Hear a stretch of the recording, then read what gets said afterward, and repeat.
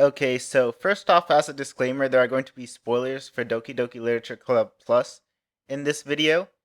I'm assuming that if you're watching this, then you have completed 100% of the game, and in case you haven't, there are links in the description to videos where I show you how you can do that. So without further ado, let's get on with this video. So hey everyone, I've made videos discussing how to get achievements in DDLC Plus, but I never talked about the theories or files, which is what this video is going to be about.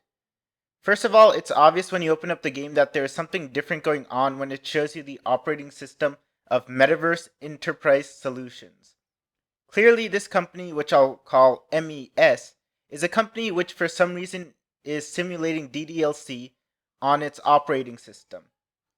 There are three main things to talk about here. Firstly, the emails. Secondly, the files. And third, the test VM function you can access. For the emails, here's a list of the people involved in the company MES, which are mentioned in the emails, and what their ranks are. So just take a quick look at this. The emails are dated from the 1st of December 2019 to the 9th of December 2019 with one email for each day. So let's go over them one by one in chronological order. The first email talks about VM1 and how they've reset it over and over, which I think refers to Virtual Machine 1, or that is to say, their first simulation. I believe that to be DDLC because based on the timeline, this takes place around 2 years after the original DDLC. Paula, who wrote this email, then says that it's unrealistic for someone in real life to be granted a level of elevation even close to monitor kernel access. When you reset DDLC, monitor kernel access is the last of the characters which are generated, with there being 3 others, and if you take the letters together like this, they can be used to form the word Monica. Piecing all of this together, it seems apparent that Paula and the others are testing the idea of whether or not their own reality is a simulation. They're doing this by creating a simulated reality of their own, namely DDLC, and they're trying to see what happens if they give one person, namely Monica, elevated access, or to be more precise, awareness of the nature of the simulation. However, Paula says that this simulation is unrealistic because for it to have bearings on their own world, it would be like someone in our reality having Monica's self-awareness, and while they can do that in DDLC, Paula knows that it's unrealistic to apply it to the real world that she lives in. As such, she talks about another project, VM2, or I guess Virtual Machine 2, in other words, another simulation that they can make. They want to make a second simulation but seem to have trouble connecting to it. It is here that she mentions Ro, and Ro Teether is a systems engineer who seems to be working on a parallel project, which they are calling Project Libitina. This project involves pooling the potential of multiple individuals, which I think refers to the fact that a lot of people are working on the parallel project, which should serve as an access point to VM2, possibly. She also mentions what test VM is, which is something that she set up. I'd like to point out at this point that in the original DDLC, information in Monica's character files suggests that DDLC was not the only simulation there was, and there were other worlds and other times when the girls were together. So we learn of 3 possible VMs. The first is VM1, which is DDLC. The second is VM2, which is unknown. And Project Libitina, or their VM. The next email is from Ro Teether, which says that he's made some new headway with VM2 by trying to isolate some chunks of memory from there. He also mentions their VM, which hints that someone else is working on another project aside from the 2 VMs, VM1 and VM2. The third email, which is written by Ravi, says that the multiple VMs that they are making share memory, and that caused VM1 to generate some files that shouldn't be there. Also, he says that apparently VM2 can access VM1, which is DDLC, so it may be possible for Monica and the others to cross over to VM2. The fourth email from Paula tells us that MES is the first company to do things like this, as in create virtual simulations, and also that they shouldn't bother about the ethics of messing around with stuff in the VMs. It appears that their project might have been funded by the government, and Paula also feels no guilt for what Monica and the others are going through, or feeling. The fifth email, which is also from Paula, says that their analysis should focus on some questions, such as how elevated access, that is to say, being self-aware, affects a person's emotional state, values, and goals. Yeah, I think we all know how it affects someone. She also wants to know how much data can be applied to their own universe from this project, and mentions that there is upper management in the company, so she is clearly the project manager, but not the person overall in charge. The sixth email comes from Ive, a senior engineer, who finds it funny that someone set up a Twitter account for Monica. He says since the tweets are not of Monica screaming for help, they're coming from something called the control simulation. The seventh email comes from Lib, who is an engineer. He mentions that a certain character is missing, which I think refers to the protagonist or main character or MC of DDLC. Now, based on the loading screen, it seems that there are only supposed to be 4 characters in DDLC, so Lib thinks that maybe Monica created the character of the protagonist so that she could communicate with the user better, which is why the main character lacks a personality. But Lib isn't sure about this. An 8th email from Ria, the system administrator, talks about the side stories. These are apparently the control simulations, which were mentioned earlier by Ive, so it appears that in the side stories of DDLC Plus, it is made so that Monica does not have elevated permissions or self-awareness. Ria also notes that some things in the characters' lives are different when you compare them to VM1 or DDLC, possibly because of this change. Ria then says that they have 5 different universes in total. 3 or 4 of them were created and destroyed by Monica, so those must be the original games of DDLC played over and over. Here, I think the 5th one refers to the world of the side stories, and maybe one of them also refers to the world of VM2. Ria also says that all the universes are real, or at least as real as the one they live in. The last email says that Ive is going on sick leave this weekend. The programs he mentioned earlier to collect data will run during this time and expects the team to have a meeting when he gets back. So all of these mails do provide us with a picture of the company, who's behind it, and what's sort of going on. Now let's move on to the files. I want to thank the DDLC wiki for these because you can only open the files at certain times, and doing that over and over was annoying, so I'm using screenshots from their site. 2 of them don't seem to be that important. They are poemwords.txt, which has words the girls like during the poem minigame, and attributions.txt has trademarks for the fonts used in DDLC+. Tower keys also can be accessed at any time, but seems to be a list of ways to open up the other secret files, so there's nothing really interesting there. Meeting notes 1.txt describes new tasks they need to go over, and says that Ro will focus on VM2 while everyone else works on VM1 for data collection. Also, there are ideas for data search types like audio data and environment changes. It also mentions someone named You-Know-Who went on too many tangents again, which caused the meeting to go on for too long. Based on the other files, I think this You-Know-Who person is actually Ive, but I'll get to that. Meeting notes 2 only works if your time is set to 9:15. Lib is going to record simulation activity into a playable script, which is probably referring to DDLC.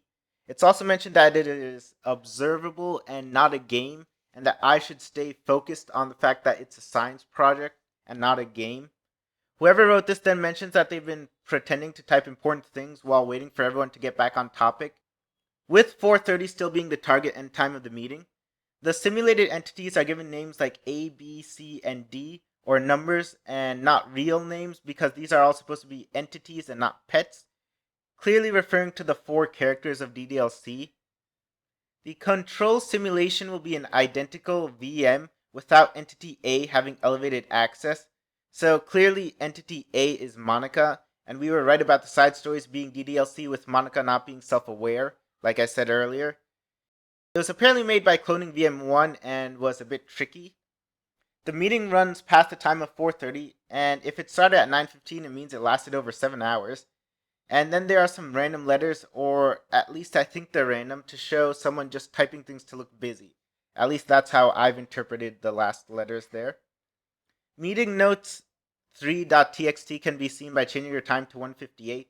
It says that the controlled simulation, or what we know to be most likely the side stories, should be started slightly earlier in time to compare them with VM1, and so it's easier to detect failures to hide elevated access permission.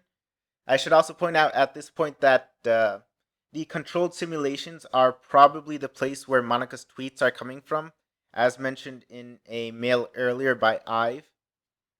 It is mentioned that there is a sudden fifth entity in VM1 which wasn't part of the original model, and it calls this entity Bizarre, most likely referring to the protagonist character. It also mentions that Ive is less talkative today, which makes me think that he might have been up to something during the meeting, and the meeting ends at 12:55, which shocks whoever wrote this note. The next file called Project Plan can be accessed if the time is set to 2:40. This outlines various project details. We learned that it seems that the people there are pretty convinced their reality is a simulation, and that they should make a simulated reality of their own. They want to see the effects of elevated knowledge on the simulation and record data on it. Then they want to pitch findings to upper management as a profitable venture, and it is said to not go through Barry, whoever that is, because no one named Barry is ever mentioned again, and instead go straight to upper management and then get promotions, hopefully. The team for this is going to consist of Ro, Ravi, Lib, Ive, and possibly others. VM1 is their current project, a small-scale simulation, which, as I mentioned before, is probably just DDLC, while VM2 is a future project, which is a medium-scale simulation. Details of VM1 are also mentioned, namely that it is focused on literature with 4 characters/entities, and will take place in a small physical space, most likely referring to the club room. Highly elevated access is given to one character, namely Monica, to create a very stable window, which I think refers to the space room scene, for them to collect data, but it makes the reality less realistic. Next file is DDLC.txt, which can be accessed at 12:55. Here it is mentioned that some group within the company wants to start a rebellion of sorts by making VM1 in the disguise of a video game, with selling points such as 5 to 6 hours of misery, dread, and cute girls. Whoever wrote this also mentions the irony of making a secret team within a secret team. It's mentioned that there are no plans to go public with this game, but they want a team name such as Team Salvation, since they're supposed to be saving the universe. Yeah, I think that's a bit on the nose there, Dan Salvato. Track 6 nameideas.txt was written by Ive, so we know who wrote it. It seems to be talking about possible names for the 6th new track in DDLC Plus, which is track number 19 overall.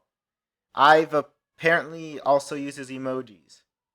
mes.txt seems to be a sales pitch, but for what exactly isn't clear. Up till this point, we haven't really been told how this company plans to make a profit, given that they don't really plan on releasing it as a video game. So how exactly are they planning on making money?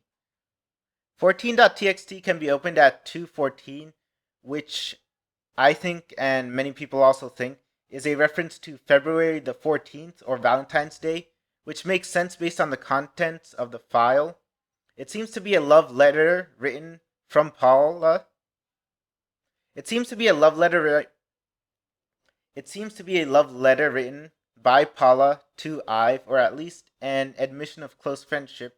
By reading it, we can tell that Ive was the one who recommended Paula for her job, apparently, and also helped her break up with someone named Daphne, who is never mentioned again. The next 2 files can be opened regardless of set time. Test.txt seems to be a test file for someone testing how to copy a file from somewhere. Note insecure directory.txt was also written by Paula, and seems to talk about a scratch disk being used to store data. Ria is noted to be working on setting up a proxy mail server, and so it seems that Ive, Paula, and Ria are all involved in the super secret project within the already secret project they're working on. Now that we're done with the files, let's move on to the test VM option. You can get it when you finished 100% of the game, and if you don't know how to do that, again, link in the description to guides on how to do so. When you use it, you end up getting a string of gibberish and some readable text, which you can see here. There are apparently over 50 different text strands, and I want to thank this Reddit post for info on them. It seems they're supposed to piece the text strands together somehow like a jigsaw puzzle, but I haven't seen anything around yet which seems to be definite, or anyone who seems to have fully figured this part out. But this Reddit thread is definitely an interesting read. There's lots of talk about the third eye, and a lot of religious talk along with what seems to be a scientific report. This is what I've been able to sort of figure out, I guess. I think the strands of text are supposed to be from different paragraphs outlining different things, which is why it might be so difficult piecing them together. I don't think all of them are supposed to be connected as one document. It appears that there is talk of an angel in mortal skin. In other words, this group is trying to breed and test children, it seems, for powers related to the third eye, and believe one of these children is going to be some kind of religious messiah with extraordinary powers. This is probably a reference to the camp that Yuri mentions when she talks about the portrait of Markov in the original game of DDLC, where experimentation is done on people. I'm going to keep this part aside for now, though, until we have more data. If you think you know what's going on with these text strands, do tell me in the comments. But let me try to bring the rest of the things that we do know together. There are two very important people in the story, Paula and Ive, who are either lovers or very close friends. It even seems to me that maybe their relationship is kind of like Sayori and the main character, which might be why I've wanted to go through with a little side project. Ive apparently recommended Paula to work in the company in the first place. He was also silent during one meeting, which seems to suggest that he was doing something nefarious, and otherwise he seems to be unable to shut up, and he was probably the you-know-who mentioned in one of the files, who, wasted way too much time during the meeting. MES, for some reason, maybe because of funding by the government, wants to see if the world they live in is a simulation. There are talks of monetizing this discovery, but no clear application on what they could be. So you can create simulations, but I fail to really see how you can make money off that aside from selling it as a game. But it seems that was never the original plan, so what gives?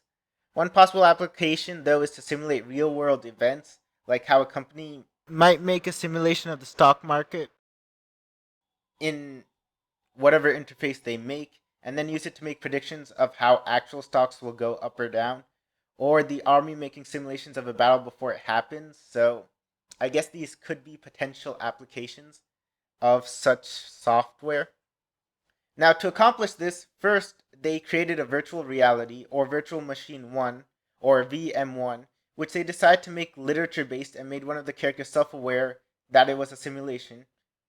In other words, Monica. It appears that they kept resetting the simulation, hoping to gather data, but some strange things happened. Namely, there was a fifth character they never programmed into the game that appeared, and they seem to be suspecting that Monica might have been the one responsible for creating the protagonist of DDLC. But Monica never mentions this in the game, so it's possible that this theory of theirs is wrong, and the protagonist comes through some other means, which I really have no theories in that direction. In order to study it a bit better, they made a controlled simulation, which basically refers to all the side stories you can play, in which they made it so that Monica was not self-aware, and we can see that there is no main character who appears in these stories. Now, to elevate the research even further, they wanted to make a more detailed simulation than what DDLC was, which is referred to as VM2, but they seem unable to connect with it or to stabilize it or to form it or something. There are some problems with it. Here, it seems that a few people in the group decided to do things a bit differently and formed a covert group within the covert group and seem to be working on a side project. I think the emails we see on the desktop here are on the remote server that Ria was supposed to make, and so all the mails that we are reading are mails sent within this covert group which they made so that they could communicate with each other without other people in the company knowing. In order to connect with VM2, they decided to make another project to access VM2, which is called Project Libitina. That's where I think the third eye comes in. The third eye has been written about in mythology for a long time, and also in religious texts. It's been a concept of something that grants power, of peering into a higher plane, after all. In other words, the third eye is a way that they can connect to VM2. It's also mentioned that several entities are combined into one in Paula's first email, and I gave the theory, though, that several people were working on Project Libitina as an explanation for this. But there is another theory, which I have, I think this may also be interpreted as several people being sacrificed to form one sort of super entity in the world of Project Libitina. The test VM program is the main project trying to decipher things within VM2, which is apparently running while Ive is on vacation, and we can see snippets of data there. It also appears that VM1 and VM2 share memory, so that something from VM1 could theoretically cross over to VM2 and vice versa. I once again reference Monica's original character file from DDLC, where she mentioned that DDLC isn't the only time stuff like this happened, likely due to a shared memory with VM2. As such, the next game I think will probably involve Monica, and I think the girl or Messiah that is mentioned regarding Project Libitina is Yuri. I think that's true because the main character notes that the girl in the book Portrait of Markov reminds him of Yuri, and she also acts flustered when he mentions this, so there might be some truth to this, theory. So, what I think is happening is that the version of DDLC that we're able to play is not actually the first version that exists. Actually, Project Libitina has already been made in this timeline, and we're getting snippets of information regarding Project Libitina, such as Yuri's book, The Portrait of Markov, because the two share a memory space, and we're probably actually playing the fourth or fifth version of DDLC that was created. With that said, though, I do have an alternate theory. Here's a little alternate theory which I think might also work. Basically, most things are the same, but Project Libitina, instead of being a path to access VM2, is VM2 itself. In that case, the third eye is a way that characters within VM2 could go to a higher plane of existence. In this case, the higher plane of existence, if it isn't VM2, might instead be the real world that Paula and Ive live in. Think of that. That could easily be something that's quite groundbreaking, bringing characters from the virtual world to real life. That would have tons of monetary potential, I guess. Or it could simply be that they wish to replicate the third eye experiment, if it's successful, in their own world, so that people like Paula and Ive can see if they live in a simulation that way. But I don't see the monetary applications of that unless they want to make one of their own members God, or like Monica maybe, so that one of their members can control their entire simulated reality, as in the reality that Paula and Ive live in. So that, again, could be another thing that this is leading up to. But that's just a theory, a game theory. Yeah, I'm not doing that. Anyway, guys, though, again, all those things were theories, and if you have your own opinions or theories, or there's something I left out, please leave a comment about it down below. And if you just want to say something, again, comment down below. Thanks a lot for watching. I might do a follow-up video if we learn more stuff about this, but I don't think there's going to be any new information unless we, manage to get the text strands together in some coherent way, or Dan Salvato releases new information about Project Libitina. So yeah, guys, thanks for watching. Do leave a comment, do leave a like, and don't forget to subscribe for more DDLC Plus content. Thanks a lot for watching.